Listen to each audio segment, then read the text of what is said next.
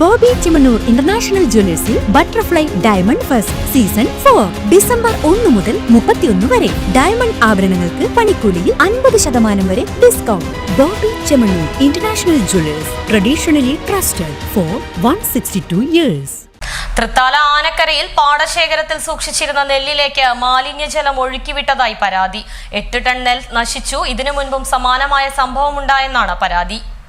ആനക്കര ഗ്രാമപഞ്ചായത്തിലാണ് പാടശേഖരത്തിൽ കൂട്ടിയിട്ട നെൽക്കുനിയിലേക്ക് മലിനജലം ഒഴുക്കിവിട്ട് നെല്ല് നശിപ്പിച്ചിരിക്കുന്നത്. കഴിഞ്ഞ ദിവസം രാത്രിയായിരുന്നു സംഭവം.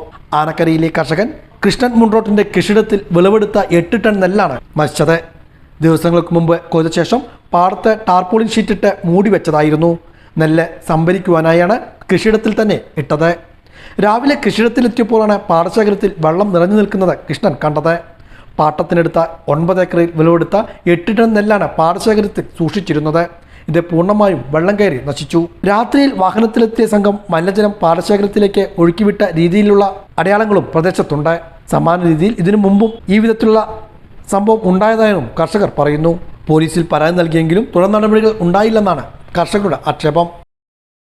ഇത് 3ാമത്തെ വട്ടാണ് ഈ മാലിന്യം ഈ കണ്ടെത്തി കൊടുത്ത് തള്ളണത്. 3ാമത്തെ വട്ടാണ്.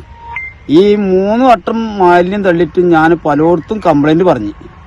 കംപ്ലൈന്റ് പിന്നെ ഒന്നാമത് തൃത്താല പോലീസിൽ കംപ്ലൈന്റ് പറഞ്ഞിട്ട് കാര്യമില്ല. കാരണം തൃത്താല പോലീസ് നമ്മൾ കംപ്ലൈന്റ് ചെയ്ത് വന്ന് നോക്കണമെങ്കിൽ ഒന്നെങ്കിൽ ആൾ സ്വാധീനം വേണം, അല്ലെങ്കിൽ പണസ്വാധീനം വേണം.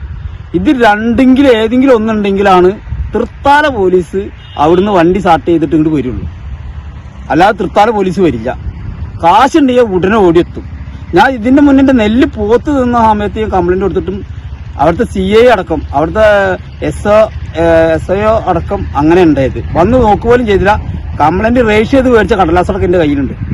ഇപ്പൊ ഇത് വന്നിട്ട് ഞാൻ രാഷ്ട്രീയ പാർട്ടിയുടെ നേതാക്കന്മാരോട് പറഞ്ഞു, CPMന്റെ നേതാവിനോട് പറഞ്ഞു, കോൺഗ്രസിന്റെ നേതാവിനോട് പറഞ്ഞു, നമുക്കിത് എങ്ങനെയും ഇത് ആളെ കണ്ടുപിടിക്കാൻ പറ്റും വെച്ചിട്ട്.